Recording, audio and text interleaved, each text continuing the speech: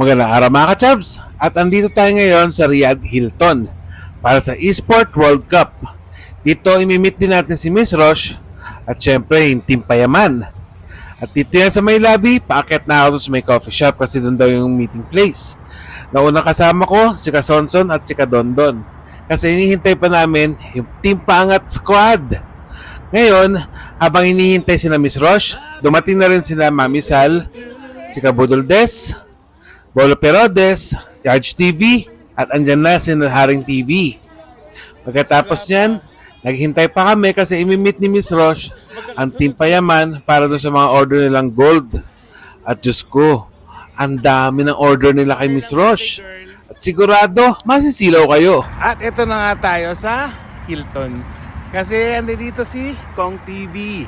Kasama natin si Dondon, Sonson, Yards TV, Bolo Perodes, si Budol Des, si Mami Sal, si Mel.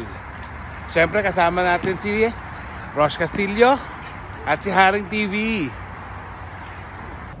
At ayun na nga, habang kausap nila Miss Rosh sa ang grupo ng Team Payaman, andito kami sa may lobby para maghintay at syempre para makapagpa-picture na rin or fan sign. Syempre sa Team Payaman, kasama natin si Mami Sal, Bolo Perodes, at naghihintay na rin kami. Si Budol at si Dondon ando sa kabilang side kasi naghihintay rin sila. Nandiyan na nga sila. Wala si Boss Kong kasi pagod na. So si Boss Junior dito sa si Boss King. Yes, Dondon sa tayo ikot.